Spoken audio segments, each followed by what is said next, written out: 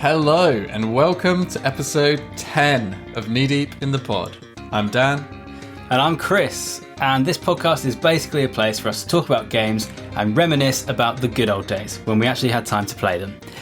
This week, we're going to be talking about what makes a game fun.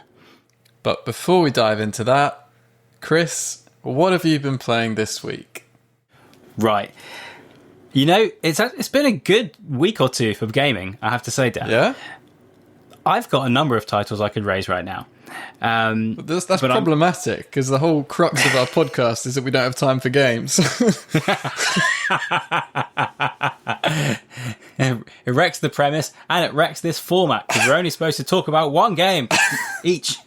Gonna have to go for a total rebrand. I'm Chris, and this podcast is basically about all the games we play all the time, because we've got so much time, and we ignore our wives and children because we're playing games all the time. Just call me Gamer Chris, because I play games all the time. I'm playing a game right now. Right now, I'm recording a podcast and I'm playing a game on my phone. And I've got my Switch over here. Got that going. Got that doing a deck building game just over there. I can see you've got your phone, your Switch. Is that a Game Boy? Excuse me whilst I put my VR headset on. I won't be able to see you for the rest of this conversation. I'm trying to record a podcast. Beat Saber. No, right. What have I been playing? I've been playing a game called Proteus. I've heard of this. Yeah. Probably from you. Possibly from me. Regular listeners will not be surprised that I've been playing another retro-style boomer shooter, first-person shooter style game. That is what Proteus is, but it's kind of brand new, or brand new for us anyway, last few years. I've previously talked about Dusk in this podcast, which is, very much kind of... it's kind of a love letter to sort of Doom and Quake and those sorts of shooters of the 90s. Proteus is much the same in that regard. It has some interesting, I'm going to say unique things about it. Its environments all look quite kind of, look more sort of polished and 3D, but the enemies and your guns, I think, are sprite-based. Right. Which, if you're not that technical, I'm not that technical, but basically they're not kind of these kind of fully 3D objects, are there? They're sort of more like 2D based images. I don't know if you can explain that better, Dan. A lot of games, not so much these days, but even now actually, for like objects in the distance where performance is a concern. It's not unheard of to use sprites instead of 3D models. So you basically just have like a 2D image facing the camera, and at a distance it looks 3D. And in the case of I guess, is it Proteus? Proteus. And old games like Doom, they sort of simulate that object being 3D by kind of changing the image based on the angle you're viewing from. Yeah, so I actually remember this, seeing this sort of thing on a screen. Funnily enough, when you were working on mods for Lero, but we can come back to that maybe. But so this idea of sprites, you might have let's say 8 or 16 different versions, different pictures, all of which are the same, enemy or something, but as you say, viewed at different angles. So you kind of get this impression of it being 3D, but actually it's just a series of pictures, and it will show which ones, whichever one is relevant, as you say, to the viewing angle. So anyway, and they tend to be, certainly of that time, a bit more pixely and a bit less kind of hot, HD looking, and that's the vibe that comes across in Proteus. So you have these kind of more polished and kind of modern looking 3D environments, the level design and stuff all looks kind of quite polished and nice, but the enemies and your guns have this sort of more pixelated effect, and it's kind of an interesting kind of mashup of the two. But I've been really enjoying it. It in true like 90s style. It doesn't give you. There's not much setup. It's just like, hey, there are the chaos dimension is sending monsters, and we've got to do something about it. The chaos dimension. Oh, like seriously, yeah. So it's yeah. Go pick up a gun and go. So I'm having a great time doing that. It's there's nothing particularly groundbreaking about it. It's just that kind of style of game done really well. I'm really enjoying it. It has this kind of overworld element as well, so you can sort of choose which level you go to, and you can visit the shop, and there are a few other kind of bits, so you can sort of choose what you do a little bit in that sense. That's quite fun. And what can I say other than, well, one, there is just gratuitous blood, like to the point where sometimes you kill enemies like that are really close up, and it becomes a genuine like challenge. A debilitation, perhaps. You can't see what's going on because there's just so much like blood and gore flying around the place. Goodness. It's like you can't see the enemies behind the ones you're shooting, which can get a bit silly. But it's done in a sort of cartoonish. It's not kind of repulsive. It's just kind of cartoonish in its absurdity. That's kind of interesting and fun, and also the guns just feel really good. It's something that I've kind of taken for granted because I guess I've played with Doom and with maybe Duke Nukem and a number of other sort of classic first person shooter games like that. They just have really good sound design and good feeling guns that you just kind of get used to it. And then I've played a few other games more recently where the super shotgun, for example, is just a bit like it's fine, but it's not. It's not like kapow. It doesn't like make you feel like an absolute boss when you're using it. And every gun in this game, the sound design just feels so good. Every time you use a gun or reload it and shoot it, it's just like everything about it just feels good. So anyway, I won't hog the whole podcast blabbering on about it, but that's what I've been enjoying. Sorry, I'll cut most of that out, to be honest. So, you play a lot of these, let's just call them boomer shooters. Would you say that's sort of like your go-to genre? Is that like a sort of comfort thing for you, or do you just have a load of them on your backlog? That's a good question. I think it is a place of comfort for me, and it's just like it's the sort of game where I can just like pick up and go, and I don't have to worry about it too much. I don't have to learn too much. I don't have to kind of engage my brain too much. It's just like, it's familiar, it's comfortable. Let's go. But during this time, during this time of doing the podcast, and a bit before then as well, to your thing about the backlog, I have sort of had a backlog. It's not necessarily all been games that I've owned at that point, but it's been a mini project of mine, like personal project, to go back and play some of those iconic titles, which I never got a chance to at the time. Yeah, and feel kind of like important parts of gaming history and development. So examples of that, are Quake and Quake 2, Half-Life. I'd never played the original Half-Life, so I've talked about that on the podcast. But then other ones like Dusk and like Prodeus, they've kind of come through recommendations from friends. In fact, Dusk was originally your recommendation, I think. But yeah, as you say, I think it's a comfortable place for me, which I just really enjoy that stuff. Yeah, fair enough. So Dan, what have you been playing this week? Well, Gamer Chris, I've been really enjoying VR, honestly. So, as you know, I got a VR headset just before Christmas, and there is still so much that I have yet to experience in this headset. Like, there are so many cool games and experiences out there, and I've just been working my way through them, and I keep discovering more and buying more. I bought one yesterday called Attack on Titan something, and basically, I don't know if you're familiar with the anime Attack on Titan. No. It's an anime which is kind of set in this. I'll give you a very, very high level summary, okay? Okay. Just how it starts, okay? You're in this sort of fantasy-ish setting. It's like a big walled city with all these kind of cutesy houses, like filling the space inside it.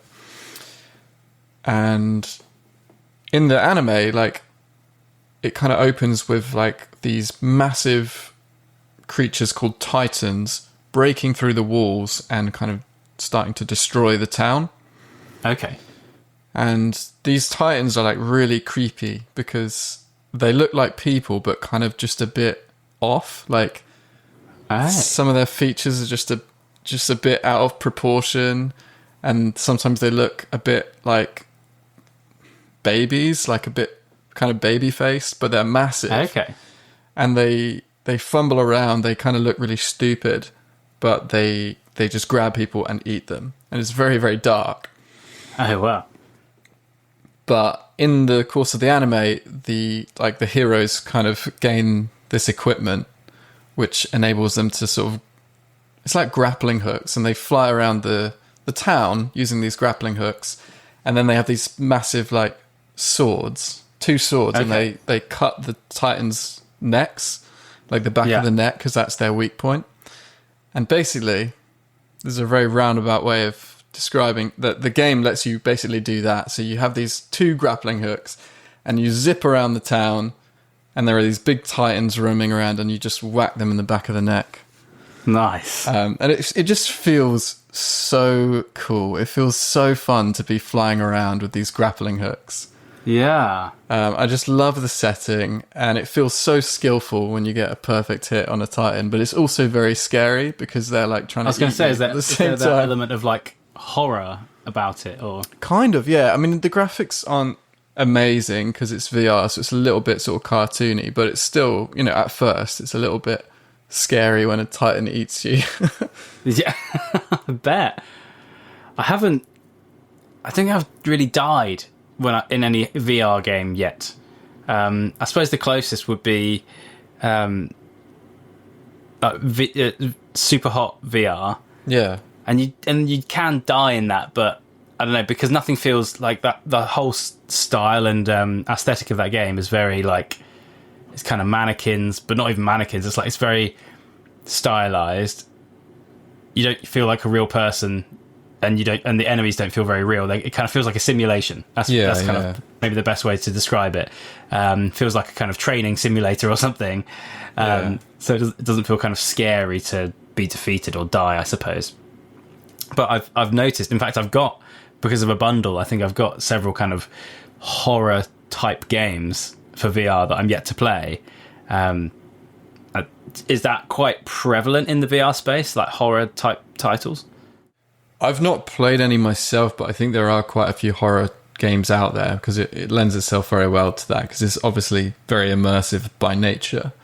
Yeah, but actually the scariest way to die that I've found so far is like falling. So there's a game called The Climb where you're a rock climber and you're just, climbing these massive cliffs. Yeah. And if you don't do it right and you run out of energy or you slip or whatever and you fall, it really does feel like you're falling in real life. You get this sudden of lurch in your stomach, and it's quite unpleasant. Wow. Yeah, I think I want to explore VR a bit more. I think I'll be coming to you for recommendations. I will have plenty.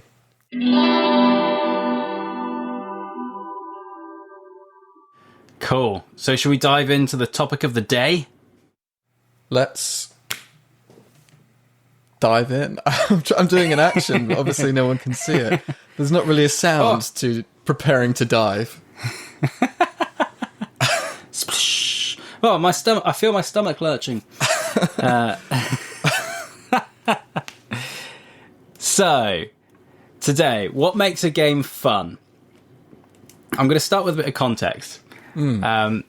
This topic sort of came about. Every so often, I get thinking about what might make a good game. What, if I were to ever be involved with making a game, like, what would it be about? What will make it good? What will make it fun? What perhaps unique characteristics or mechanics might it have?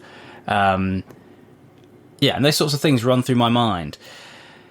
I was kind of thinking about that and chatting with yourself about it. And, at first I was thinking about mechanics and like, do you need like a unique mechanic or some sort of, game mechanic hook for it to be like a successful or impactful game? Or do you not? Or, and if you do, then like, what should it be? What are those things? Has it all been done before? Like, I don't know, just all that stuff was rattling around in my head. And then, the conversation sort of went on and we thought, right, we've got to stop because this should be a good podcast. Content. This is, can't throw that content away just down on a WhatsApp chat. Do you think I'm conversing with you just for my own enjoyment?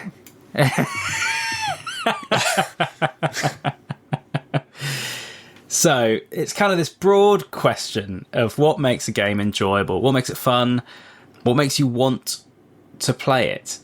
And so, as I was thinking about it, I was trying to think of like unique mechanics, and we'll get onto some of those in a moment. You actually raised an interesting mechanic in an old game called Catacomb Abyss. Oh, is that what led to this discussion? I think that was definitely part of it. So why don't you tell the listeners just a bit about those mechanics and a bit about this game? Sure, yeah. That game is a very old game. It's sort of one of the predecessors to Doom. It's a game called Catacomb Abyss, and I find it very interesting.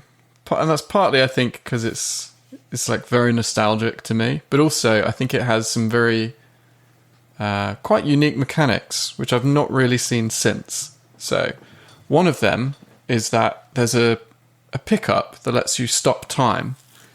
And the genre of the game, by the way, is like kind of Doom-like. You walk around and you're shooting enemies, but it's like a fantasy setting, so you're shooting fireballs. But when you get this stop time ability, the enemies will stop, but you can still move, and you can still shoot fireballs, but your fireballs are like static. They're like paused. But what that lets you do is you can line up a load of these fireballs, and then when the time stop ability runs out, they all just take off at once. So you can, encircle an enemy with these fireballs and then watch them all like hurtle towards the enemy at the same time, which is great fun. And another interesting mechanic is that you have a radar, and the radar initially just shows you, I think, probably just like the basic enemies. If there's someone coming up behind you and it's a zombie, you'll know about it. Right. But the more like interesting enemy types don't show up on the radar initially, and you have to collect these gems, which are hidden in secret locations. Mm-hmm. There's different colored gems that correspond to different enemies. So by collecting all the gems, that kind of like makes your radar work better, essentially. It makes different enemy types show up that otherwise wouldn't. Sure. Which I don't think I've really seen that since. No, I couldn't think of anything that had quite done that. And, it was interesting. I think you even said to me, like, you couldn't really think of many games that you'd use a radar. And I was like, oh, that's interesting. Maybe that is a bit like of an old school thing. Yeah. And then my head, like, a switch flipped, and I was like, wait a minute, Halo. Like, that is, like, core to, like, Halo games. There's, like, you always have a radar.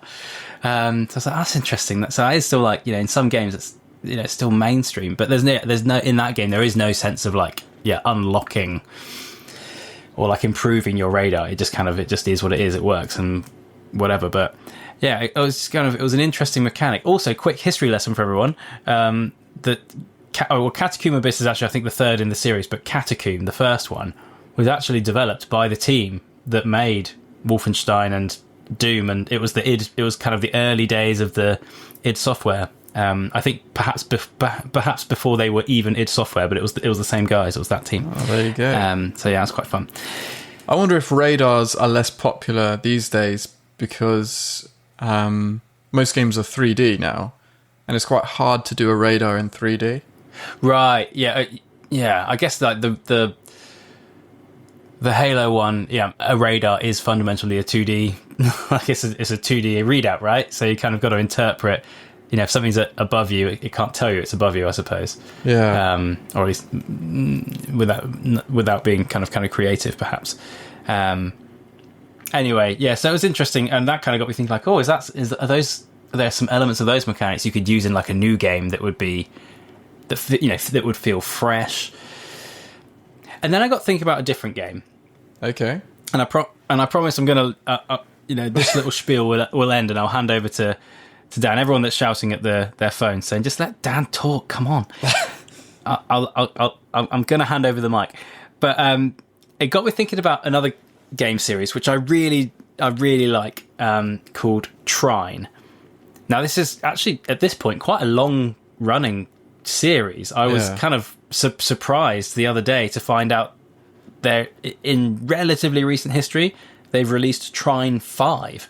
So Whoa. Like, it's been quite successful, and they've run with this with this IP, with this franchise, and doing well out of it, I think. But I played 1 and 2. I would recommend them to say to anyone. Anyone, or at least anyone with a slight interest in playing games, at least. So it's a puzzle action platformer,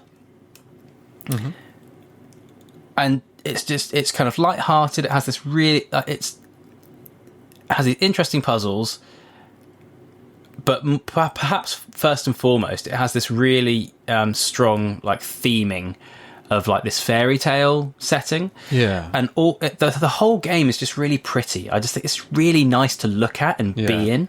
And that for me is actually quite a strong part of the enjoyment.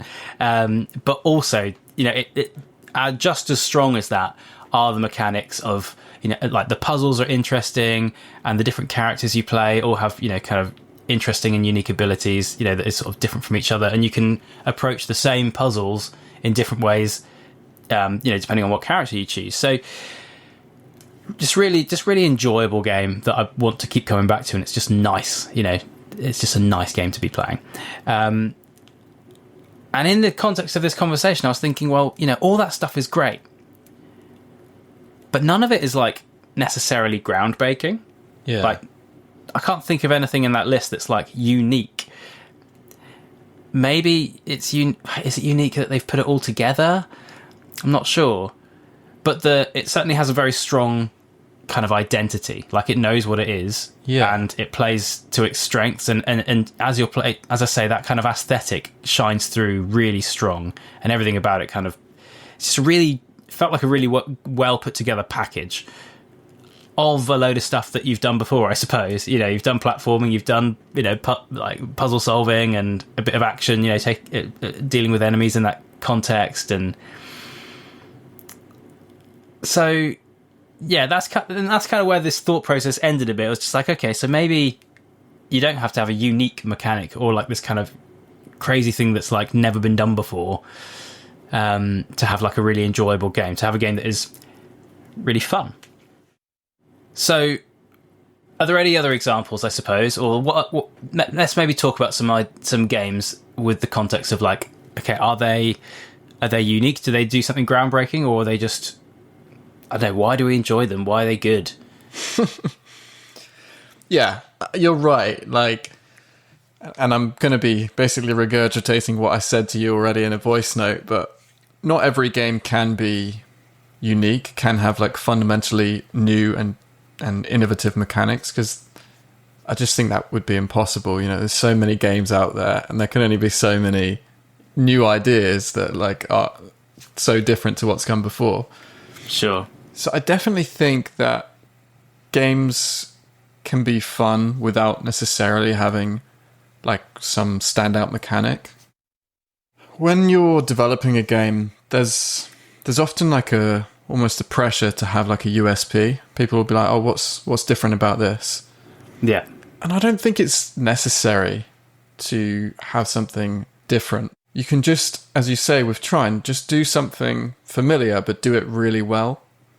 And maybe in some respects, like you said, it's the combination of elements put together that forms a slightly unique package. And in the case of Trine, I think you hit the nail on the head when you said it's got such a strong identity. The aesthetic, like you say, is lovely, and really like makes the game stand out, I think. Yeah. But again, it's not. Is it particularly unique, the aesthetic? There are probably other games that look similar. But I just think, yeah, it's not the be-all and end-all to be completely unique.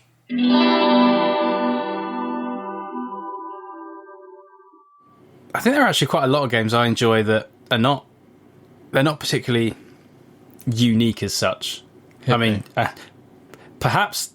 In fact, perhaps the question you posed to me earlier about, like, you know, whether, like, boomer shooters like a comfortable and familiar place for me, is that something I want, or do I have a backlog or whatever? But I will return to games like that all the time, and there's not that much unique about them. No. I mean, Proteus had an interesting slant on it, I suppose, in terms of like its presentation of the formula, but it's the same thing, and Quake's the same thing, and you know, it's an evolution of what Doom was, I suppose. You know, it does more in terms of technologically, you know, it's real 3D and stuff, but you know, in Dusk, it's a modern take on the same formula again. Like it's this so they have a few, each one I suppose has a few little bits that make it, that are a bit different, that are maybe like, oh, you don't have that gun or that kind of, that little thing.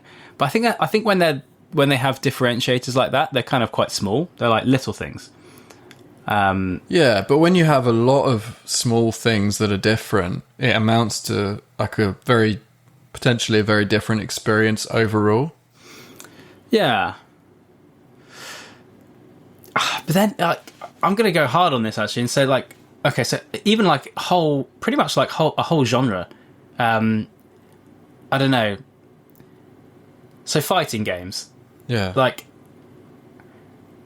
this might be a bit mean. But I don't think they've really changed at all since what? The noughties. Like what's different? It's such a compact format. You know, there's not that much evolution to be done. Maybe there's some people who have played Tekken 9 or something, you know, shouting at their speaker right now. It's like, Chris, there's so much different. But I don't know. There's just is there that much room for to change the formula? I think another game that's like, I was thinking about Age of Empires the other day, possibly because it's, you know, referring to our soundtrack episode, it's one of the soundtracks that I go back to again and again. Yeah, it's just kind of quite chill and just, I don't know, I just like it. And like Age of Empires, particularly Age of Empires 2, was huge, like mega game.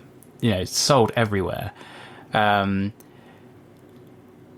like, fundamentally, I don't think it did much that other strategy games hadn't done. You know, you're collecting resources, building buildings, making your units, maybe some upgrades and stuff. You know, build an army, defeat your enemy, done.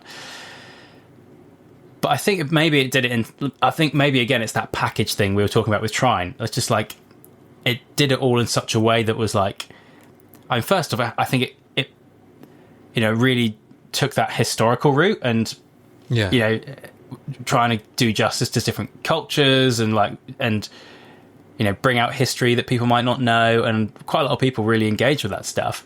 But also it just did real-time strategy really well. Was it not also like one of the first real-time strategy games? I mean, maybe there were others, but it was certainly one of the first to like really nail it.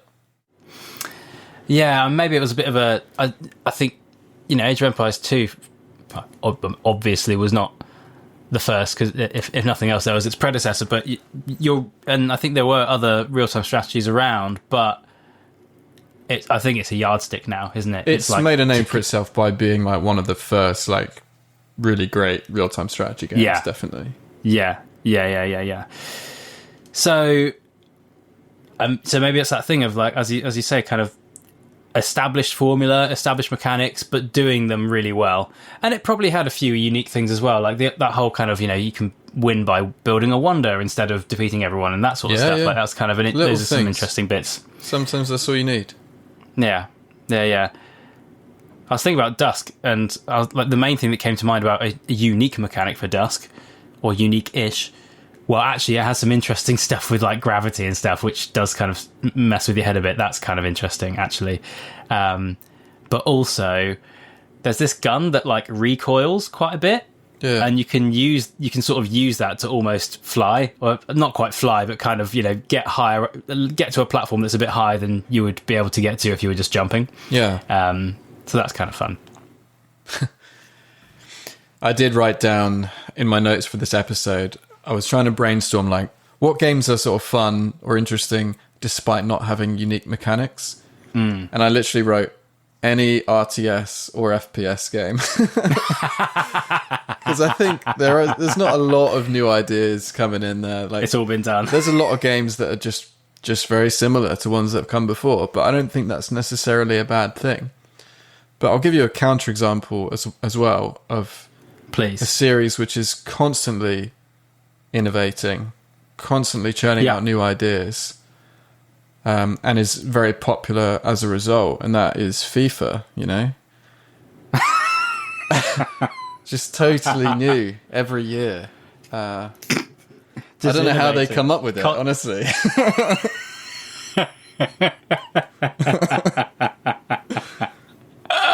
I thought I'd seen it all, and then the next one gets announced. And you can't believe it. You need to learn a whole new game. Again. Exactly. Who's got the time?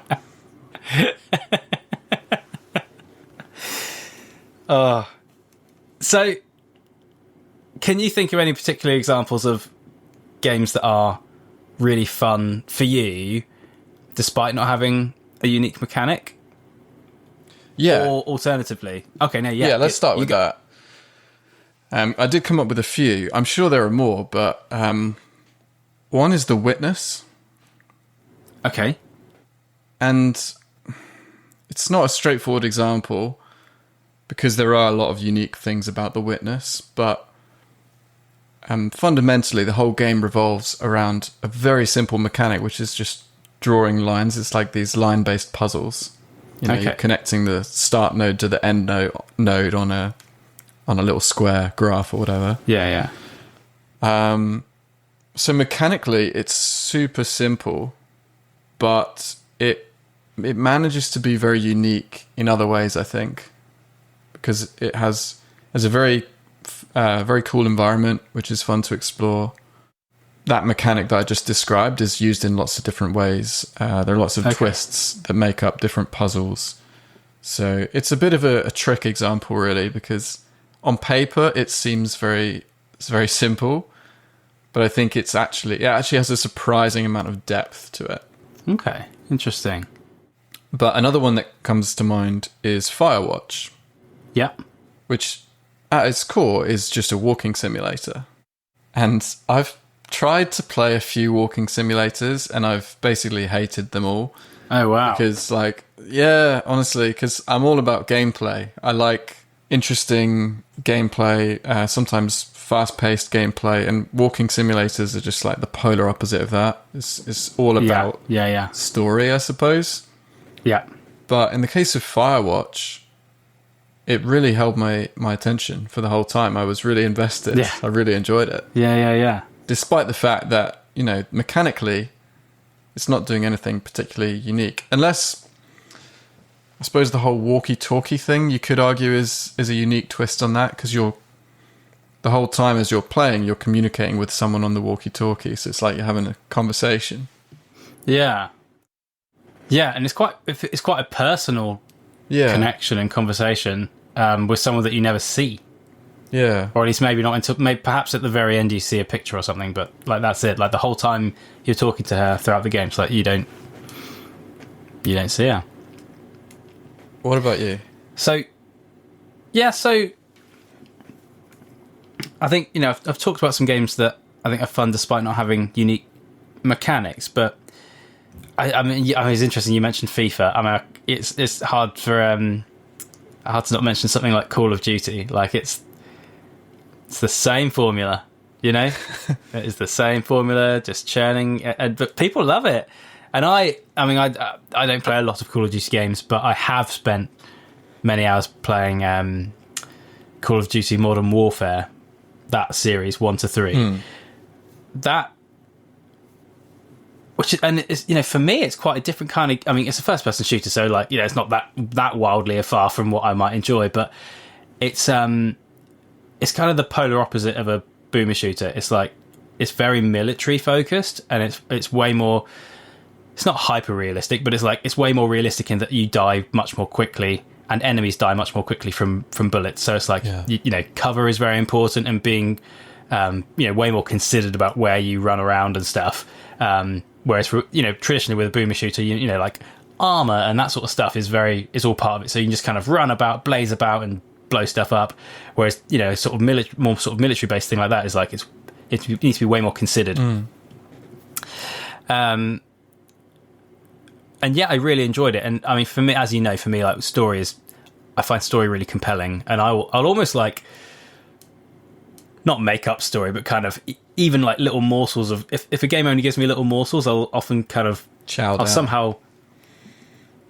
I'll like make more of it than it is, you know. Did you say chow down? Chow down. Just like those little just like, let me just gather those morsels and turn it into a sandwich. Yeah, I just like, and like Doom is, you know, probably the first example of that, where you get like, you know, 4 or 5 bits of flavor text. That's the whole thing. Yeah. You know?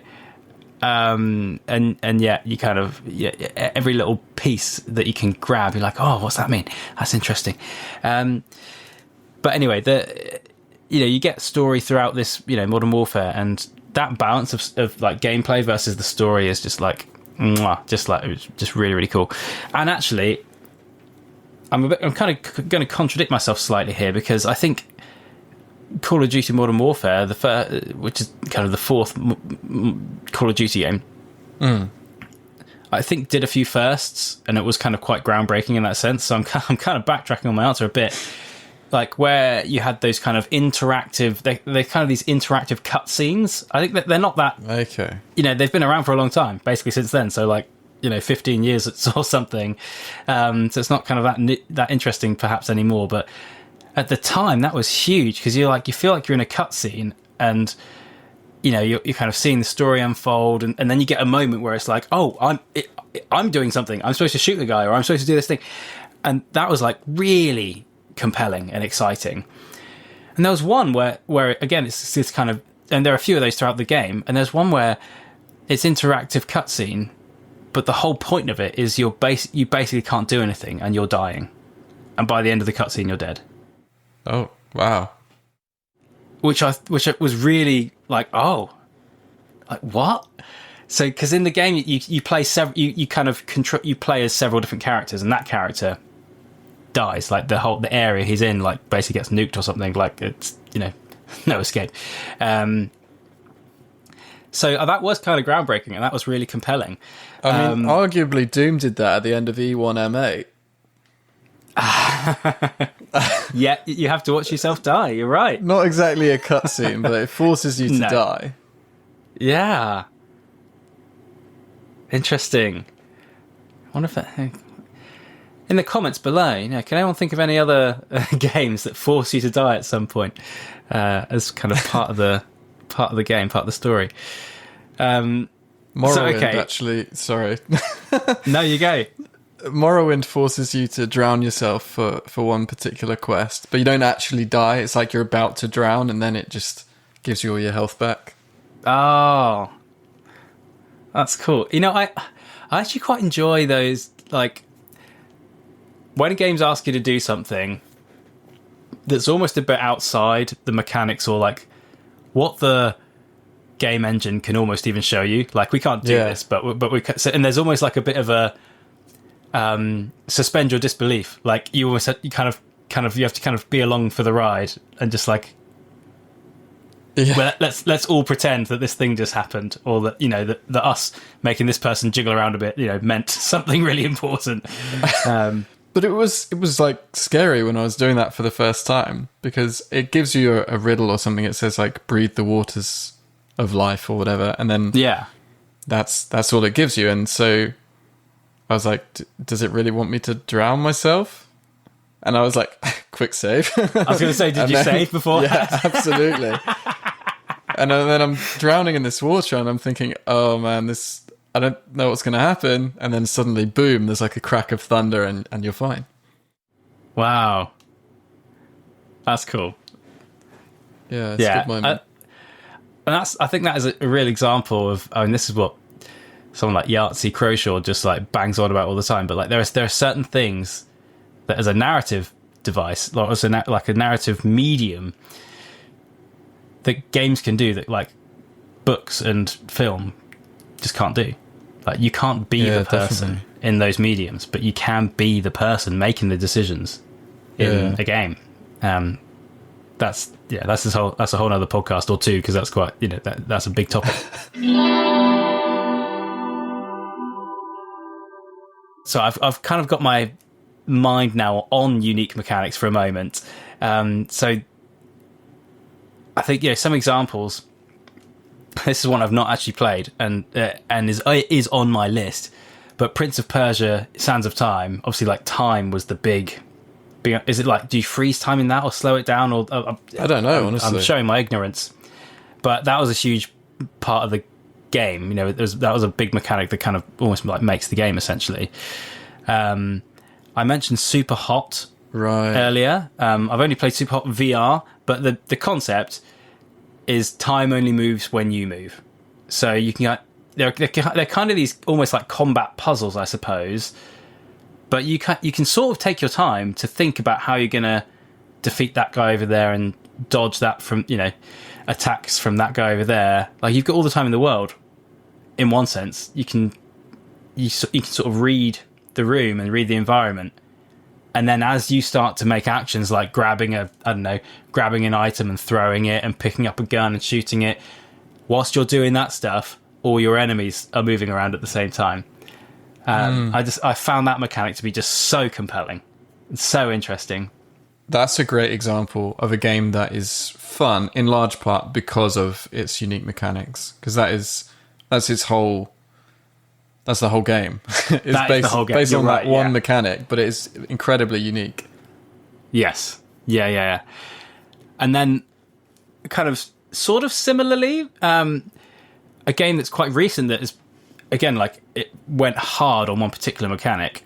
It's a game called Hi-Fi Rush, which is sort of a brawling combat game. It's kind of action platformer, but kind of you have these sort of little sort of arena fights. Anyway, that is all about doing stuff in time with music. So it's like combat, but it's all about like tracks will be playing, and you need to your attacks are way more effective, and fighting is like way more fluid when you're doing it in time with the music. And if you're not, then like good luck to you. Basically, like you're going to struggle. And like it's not just like the attacks that need to be in time with the music, but like your whole environment is like pulsing and moving in time with like the music. So like if you're in a factory, like pipes are like spewing steam in time with the music, and like conveyor belts are like going along in time with the music. It's like everything around you is all about being in time with music, which is really interesting. Interrupt me at any time. But one or two other examples, I won't go too far, but one or two other examples of either unique mechanics or at least leaps in technology kind of making a game compelling. So we've touched on Doom and Quake, and there's that sort of leap from sort of 2.5D, kind of almost 3D to 3D. But Valve, so the makers of games such as Portal, Half-Life, Left 4 Dead, all huge games, and kind of in their ethos is like they really only make a game when they've got some sort of compelling technology, and then they want to showcase it and use that in a big way in their game. And like they say a lot of things, but I think one of the reasons they hadn't and still haven't made Half-Life 3 was almost like, well, there's like, we haven't got a reason to, like, what's the point? Why are we doing it?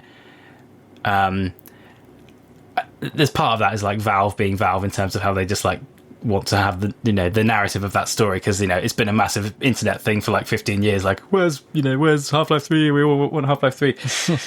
but to their credit, like the original Half-Life was like, the physics engine in that was like a big kind of breakthrough, like a big advancement in technology. Similarly, Half-Life 2, there was more of that, but also like, I think one of the big things of Half-Life 2 was having an NPC, like a computer player, that was just so engaging and real.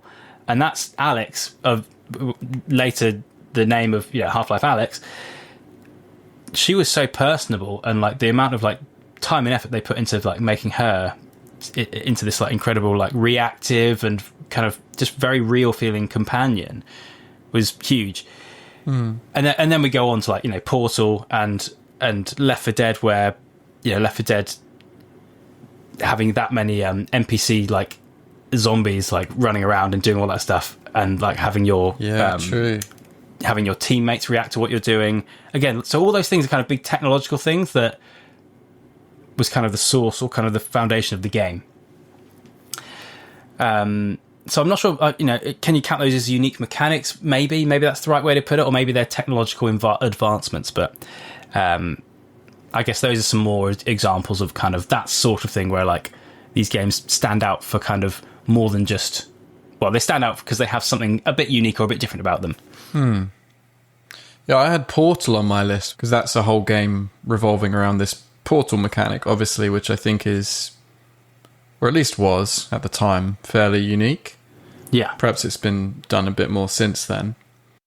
I came up with a few others as well. So Baba Is You is... For the audience, tell us what is Baba Is You?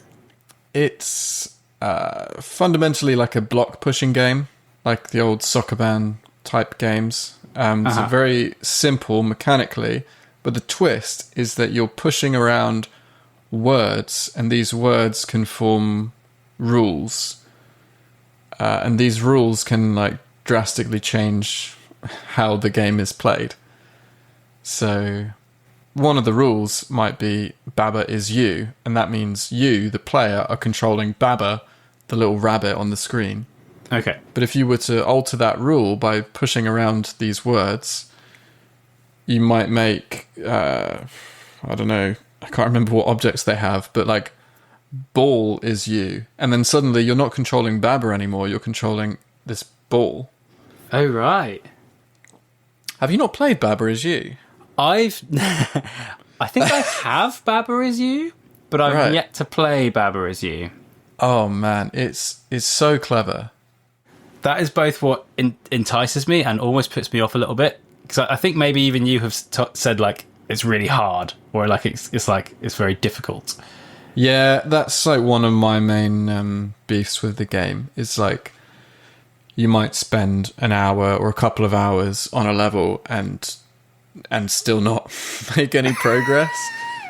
So it ties back in actually to what we were saying in a previous episode about session length, which is something that I think has really stuck with me, because I hadn't quite realized it before we actually spoke about it, but it's now that's crystallized something in my mind that when we're talking about like session length and progression, I really like to be able to have potentially a short session length but still make progress.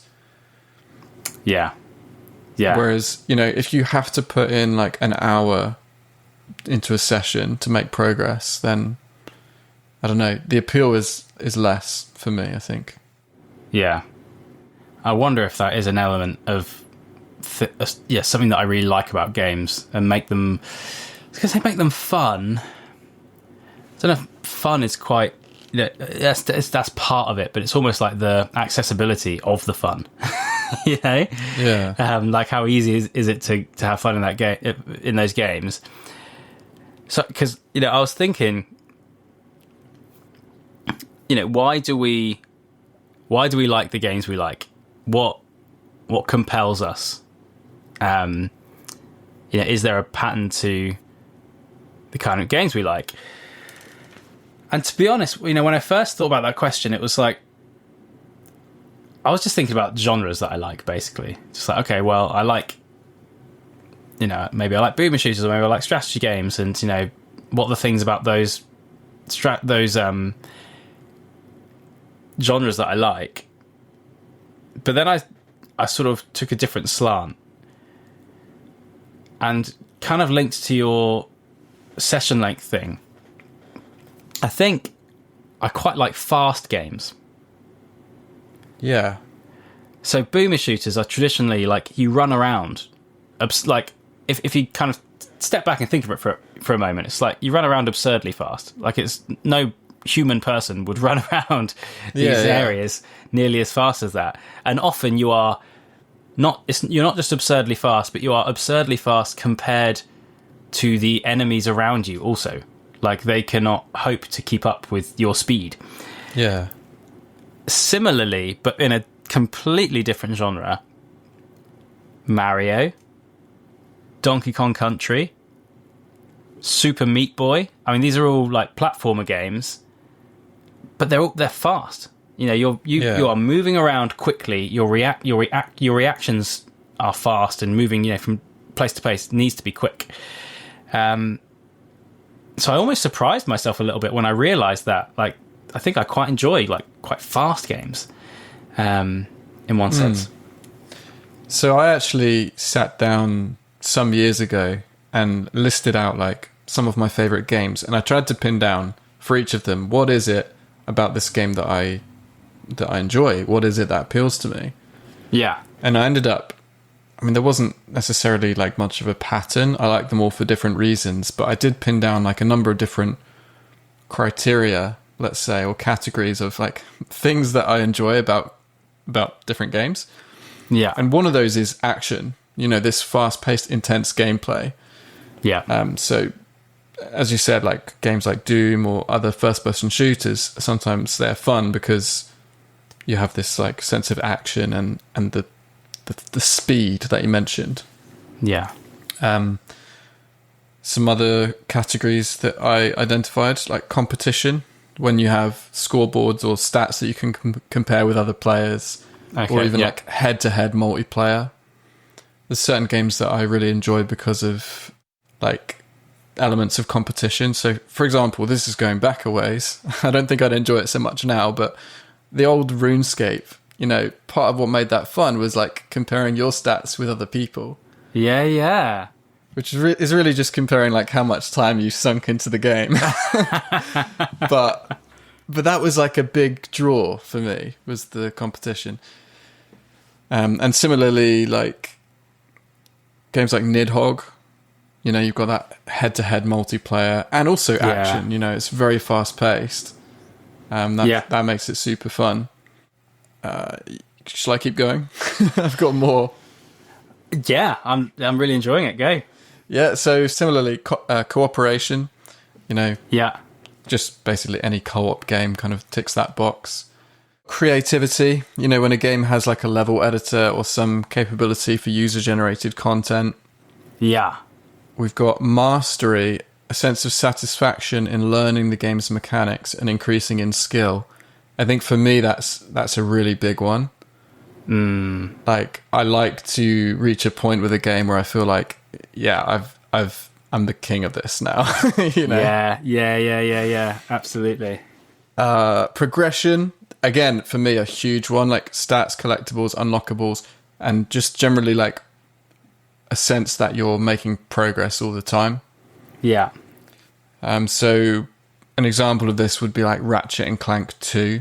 I really enjoyed that because not only are you playing through the game, which is just a fun game, but like the whole time you're leveling up your weapons, and gaining new weapons and finding like secret golden bolts and stuff like this. There's like constant progression. Puzzles, kind of self-explanatory. Like some games are just puzzly, and that's fun. Yeah. Secrets, I just really enjoy finding secrets, like things being hidden. Is appealing. And I am traditionally not very good at secrets. Really? Really not good. But do you enjoy finding secrets? I really enjoy finding them. I think I really enjoy finding them. It feels gratifying. I feel smart and clever for doing it.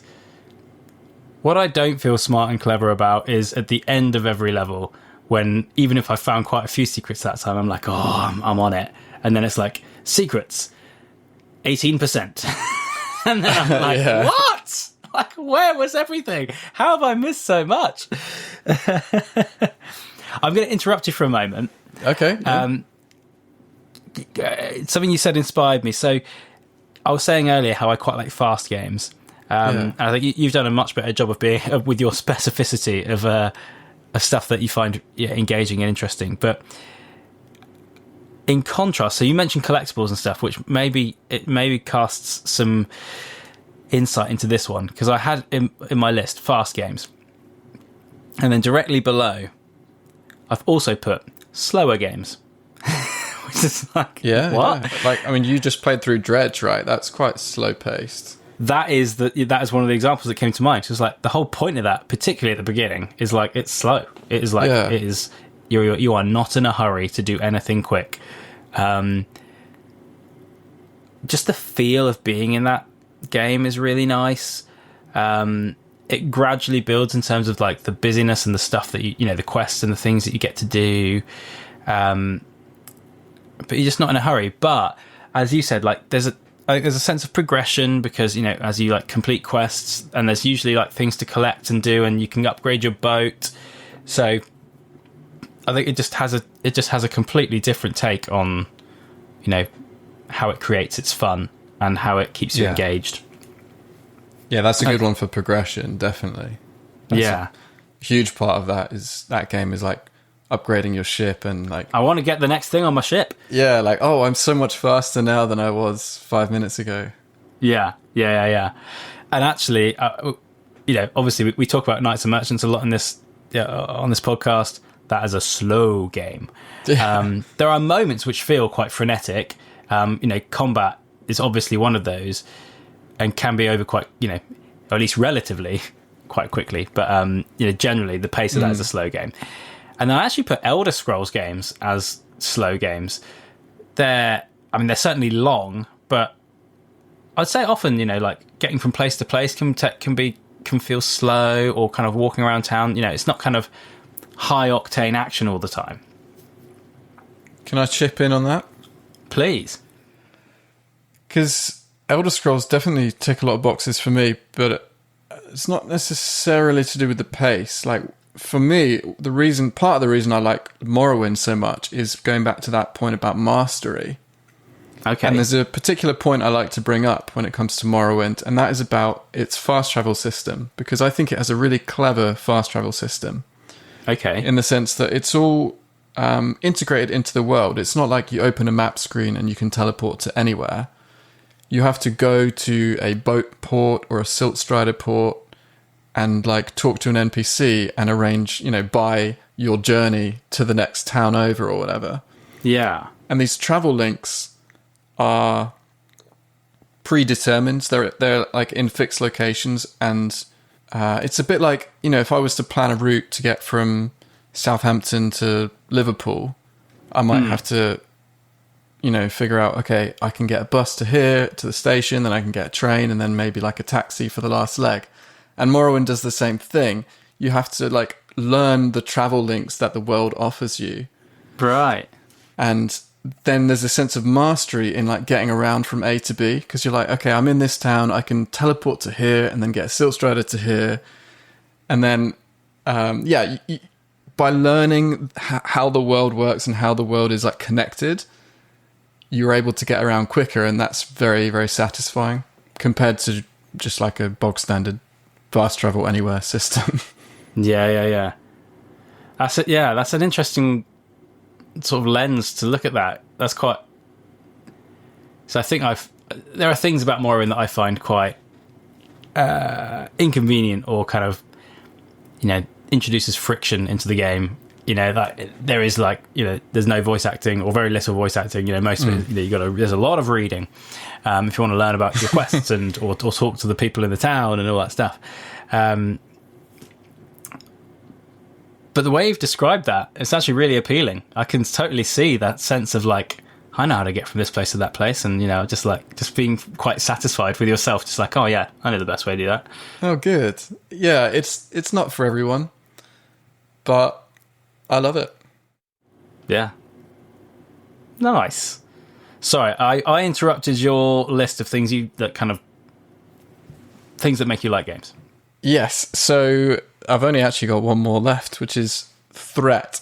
I think sometimes when there's a sense of danger or threat.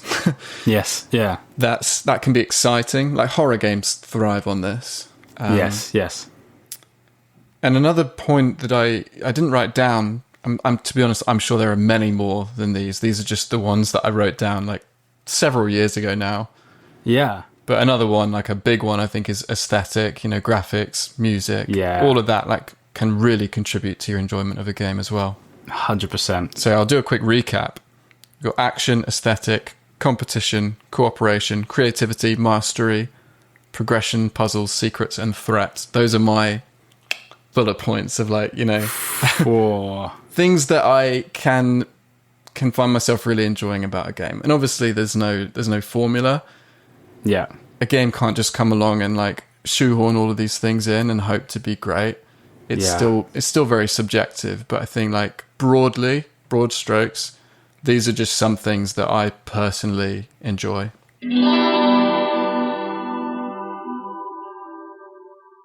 I'm going to throw in I've only one other kind of thing I thought of that's kind of a bit of a theme.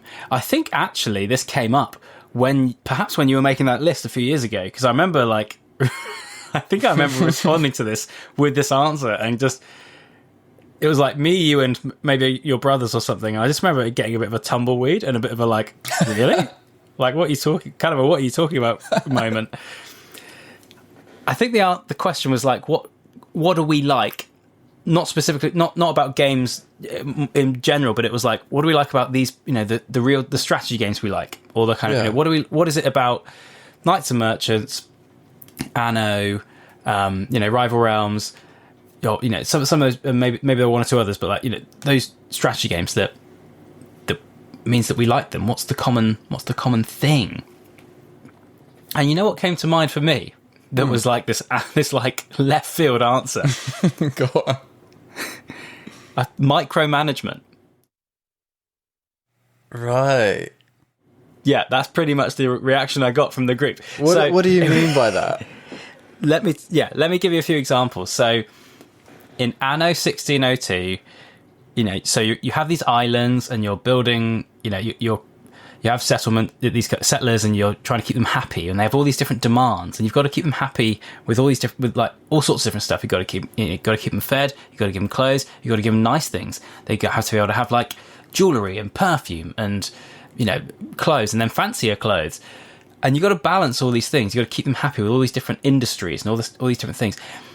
But it's not just that. You haven't just got to make all the buildings and in the right proportions and making sure that those industries are working, but you probably don't have space for everything on one island, so you've got to go and get another island, and now you've got to set up trade routes to make sure that the right stuff is going from one island to another island.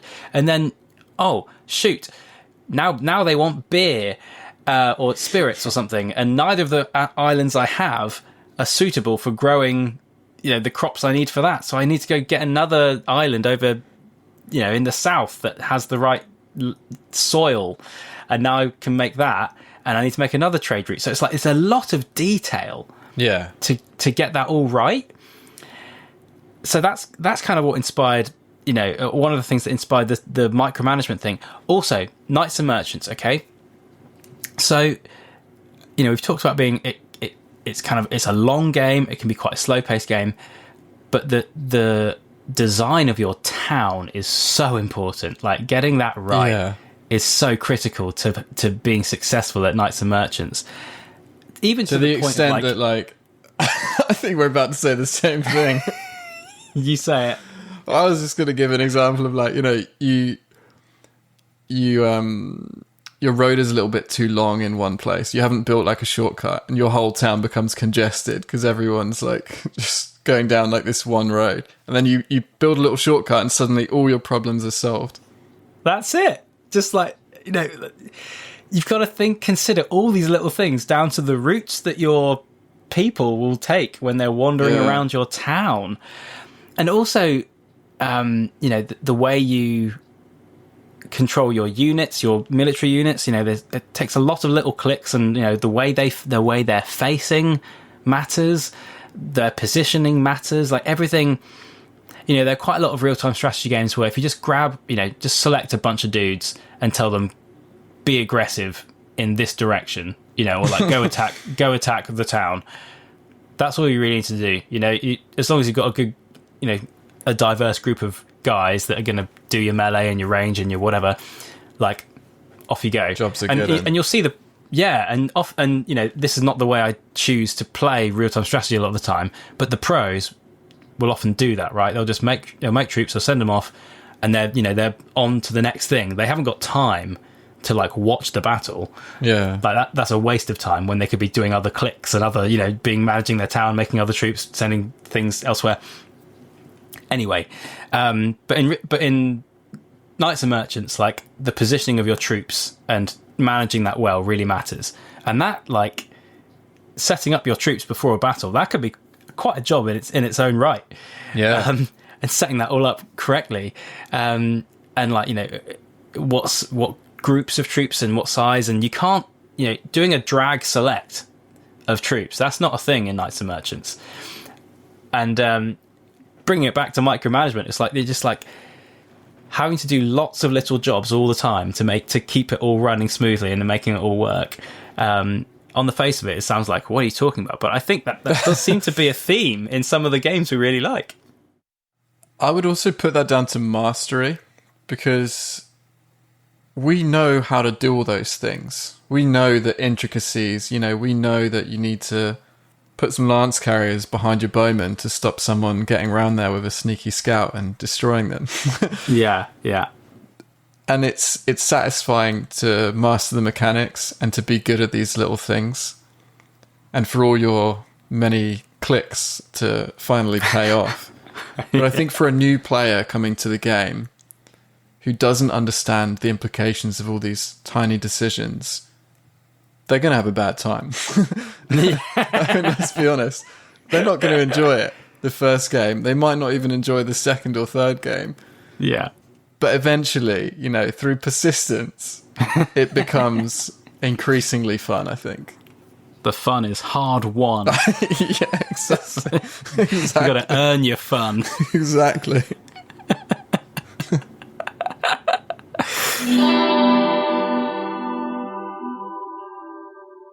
Okay, so I think I've got one last sort of little topic for us to explore. Maybe you've got one as well, I don't know. Are there games that you have thought, or maybe you do just know, that you're not going to enjoy, or you think that's not fun, or not fun for me, maybe before you've even played it?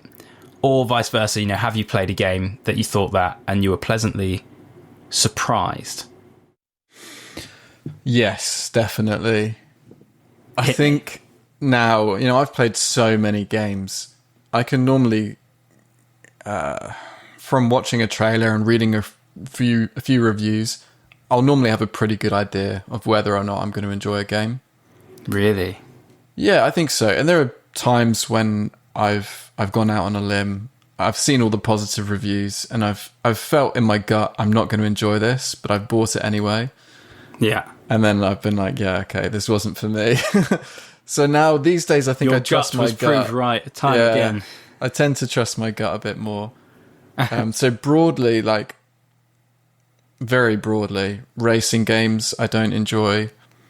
Yeah. Competitive shooters, like, where people are really like they take it very seriously, playing to win. Like, yeah.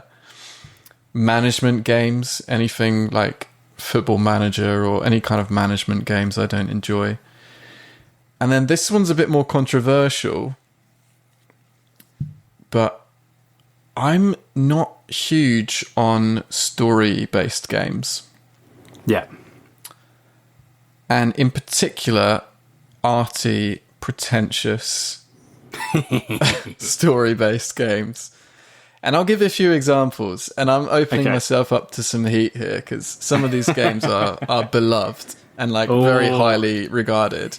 Here we go. So there's a game called What Remains of Edith Finch. Okay. I just found it incredibly pretentious and uninteresting. It's basically a walking simulator, but it does some kind of slightly unusual things, like at one point you're like an animal or something. At one point maybe you're a baby. Okay. There's there's different settings, and it tells a bit of a story. But oh my goodness, I just did not enjoy it. A game called Gris. I'm not sure that's how you pronounce it, but Gris. And I actually know people who have worked on this game, so I feel bad saying it. But I didn't enjoy it. Yeah. I thought it had a phenomenal soundtrack. I still listen to the soundtrack. But that's how I discovered it. I've not played it, by the way. But yeah, I came across the soundtrack. This is great. Mentioned it to you, and then you were like, oh yeah, that's that game. It has got a great soundtrack. Didn't enjoy it, though. Yeah, the soundtrack's great, but mechanically I just found it very boring.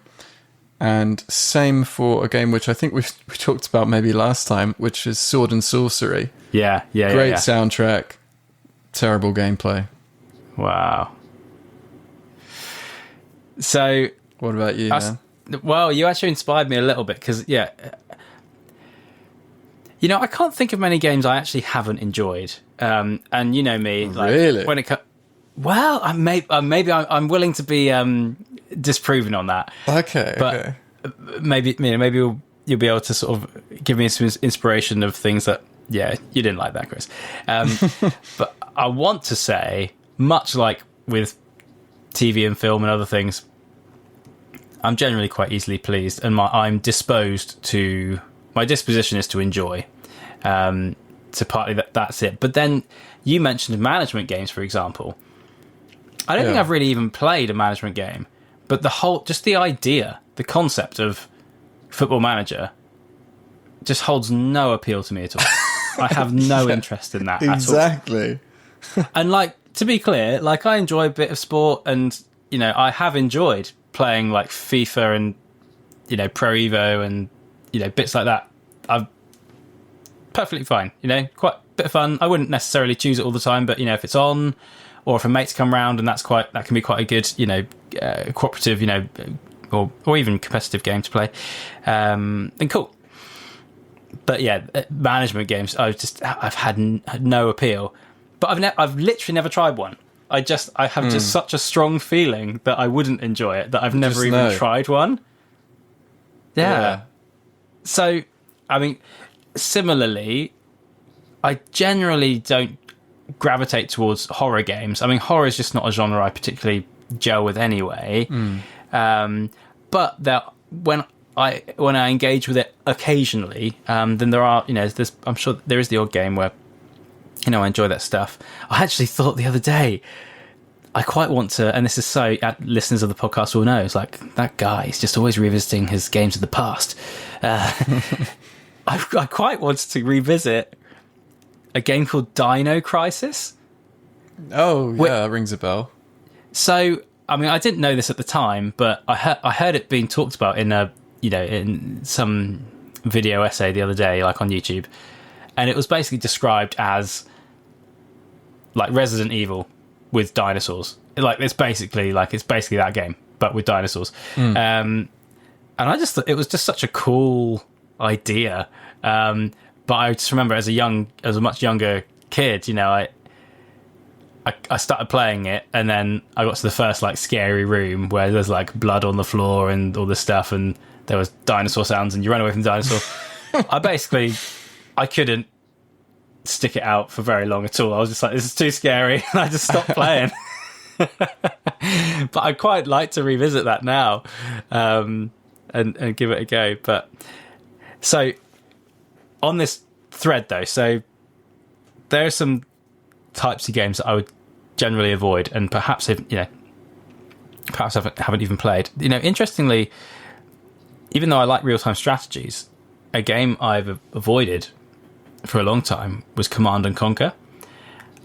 I think I generally gravitate towards, if it's between like modern or kind of, modern day military vibes in like a shooter or a real-time strategy versus like fantasy or sci-fi. Yeah.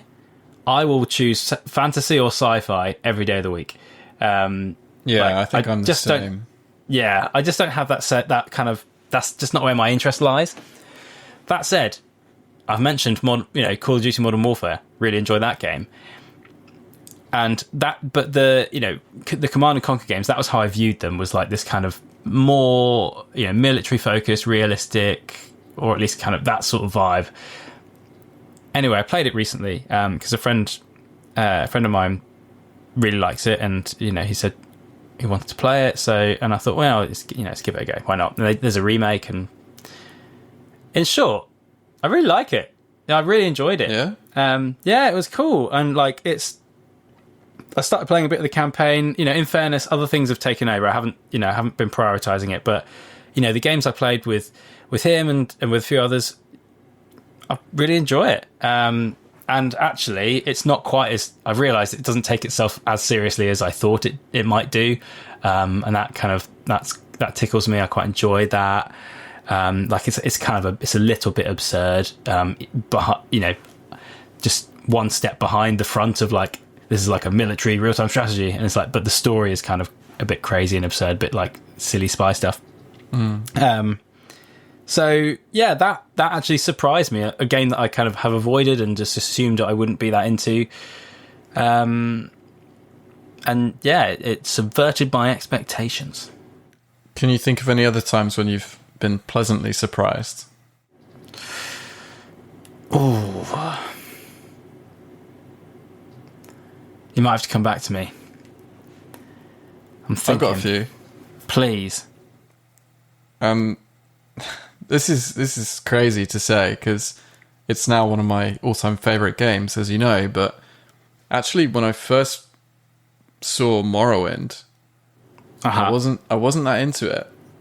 Really? Like, the first time I played it, I really wasn't that into it. I don't know why. I think something about the graphics just felt a bit off to me. Mm. And I think I played it once and I put it down and I didn't pick it up again for a long time. And it was only like later that I tried it again and I just fell in love with it. Mm. Another one is Team Fortress 2. I said I wasn't very into competitive shooters, and Team Fortress 2, similar story. Like, I wasn't into it at first, but then it's now one of my most played games of all time. At some point, something just clicked. And admittedly, like, it doesn't take itself too seriously. It's not quite on the same level as like Valorant or Overwatch. I don't think it's a bit more, you just mess around. It's very casual. Like, I think that's why I like it. It's like I see it as a very casual shooter. Yeah. And another one I played quite recently was Slime Rancher. I played it over Christmas. That's a game where you're in a world, and the world is like full of all these different coloured slimes. And you own a ranch, and you have like a gun that can suction up the slimes, and then you can like plop them back out into, these enclosures. Yeah. So you're farming these slimes, and then in return they give you like money, basically. And I don't know, going into it, I just thought it was going to be. I thought it was going to be like a real time sink, one of these games where it's like never ending. But no, I really enjoyed it, and it's quite short. It turns out, I beat it like quite quickly, and I had a blast. Nice. I've actually got a couple of examples of games where I thought I would really enjoy them, and they just haven't quite done it for me. Okay. So, a game you introduced me to, and I don't want this to come across in any sort of, too strongly, because I have enjoyed it, but so it's a game called Human Fall Flat.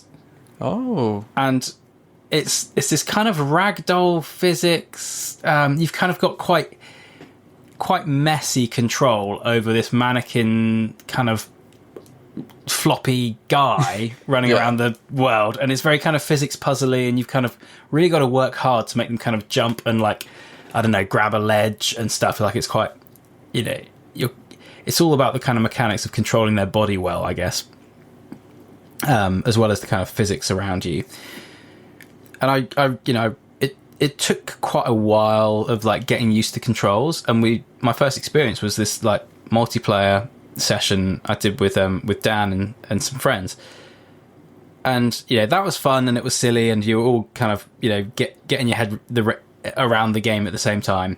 And I thought, I quite enjoyed that. I'll, like, pick up the single player, and I've done a few levels of the single player. I've gone, like, I don't know, level 5, 6, 7, I don't know, but, like, I don't know, it just, like, I think there's just not enough payoff or something. Like, I enjoy it. I quite enjoy the soundtrack and, like, the feel of the place, the art style, but I think it often feels like quite hard work and maybe just not enough payoff or something. That's fair. And I think the multiplayer is where that game really shines. So, I mean, I don't think I've really played a whole bunch of the single player, because for me, that's just not what it's about. It's just about, like, silly fun with your friends. Sure. You know what? Okay, there's a whole genre that I tend to avoid. So we've mentioned management games. This is, I think we're running out of time here, so I won't delve into these too deep. But whenever I see deck building game in, like, the description, immediate turn off. Not interested. Really? Yeah. But then again, I don't think I've really played any, or at least not many. I mean, it just puts me in mind of playing a card game that's, like, that you play with your mates around the table, and, like, in that context, it's interesting. But I just don't find it's not a compelling idea for me as a PC, or console game, and so I just avoid. Yeah, I get that, to be honest. Like, any sort of tabletop game brought to screen is not super interesting to me, because I would just rather play it as a tabletop game, you know what I mean? Yeah, absolutely. And the other kind of basically genre that holds little appeal for me, and avid listeners may not be surprised when I say roguelites. Again, like, maybe I need to give more of a chance. And there are probably some good ones. Well, I'm sure there are good ones out there, because people rave about them, and particularly a friend or two of mine are like, they love roguelikes and roguelites. But just, like, the amount of new announcements and, like, new games that come out and on Steam, and that is, like, in the first line or the first two lines of the pitch of, like, what's this game, and as soon as I hear it, I'm just like, not interested, don't care. Brutal. It's brutal. But no, you're right, there are so many these days, and as we've discussed at length in a previous episode, they're perhaps not our cup of tea. Although I was looking at some of my most played games quite recently, and actually there's a game called Noita, which is a roguelike, which I've played quite a bit, and I did really enjoy it. But I did still have all my usual frustrations of, like, I'll have a good run and I'll die, and then it's really off-putting, Yeah. I still haven't beaten that game to this day. I don't think I've beaten any of the roguelike games that I own. They're too hard. And it kind of feels like the trend with them as well. It's like, they never end. Even if you beat it, it's like, well, now I need to beat it in a different way. Now you can beat it again. Yeah. But I'm going to give you one more example of a game that kind of disappointed me, and that was what was surprising. I couldn't tell you the name of the game, which is a shame. I don't know. It'd be like Street Skater, or like, it was like some, like, skating game in the kind of PS2 era, Okay. Tony Hawk. No, well, this is where I'm going. Okay. Right. because I played Tony Hawk and I loved it, and I played Tony Hawk 2 and I loved it. I've played some Tony Hawk 3, and by that point, I played a lot of Tony Hawk, so I was like, this is great, but it's more of the same. But anyway, I played a lot of the Tony Hawk's games. And then I realised there were other skating games, and I was like, oh, interesting. What's this game? I'll try this skating game. And I think this might have even happened twice, where I've like picked up a skating game thinking, I know skating games now. Like, it'll be a bit like that, but a bit different, but basically the same. Yeah. And when it was like really different, like the control scheme was very different, the whole feel of it was slower, it was maybe more technical, I'm not quite sure, but just like, it was way too far from my expectation and experience that was entirely based in Tony Hawk's that I was just like, no, can't do it. No, thank you. Yeah. Like, I was expecting Tony Hawk's, but a bit different, and that is not what you have delivered. Goodbye. Next time, be Tony Hawk. Be what I want you to be. Yeah, I'm sure they have. Yeah, they're good games in their own right, but I don't know. For me, that just set a standard. Like, that is what that genre is. Basically, that's the benchmark. Mm. And these games were just not that at all. Anyway, man, I think we've definitely overrun, but that was what makes a game enjoyable. Do you think we kind of got to the crux of it? I think we have covered a lot of things. It was a good effort. It was good overview with no strong conclusion. Welcome to Knee Deep in the Pod.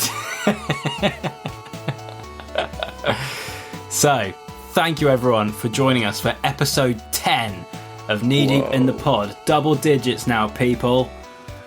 I've been Chris. I've been Dan. See you next time. Something like that. Mic drop.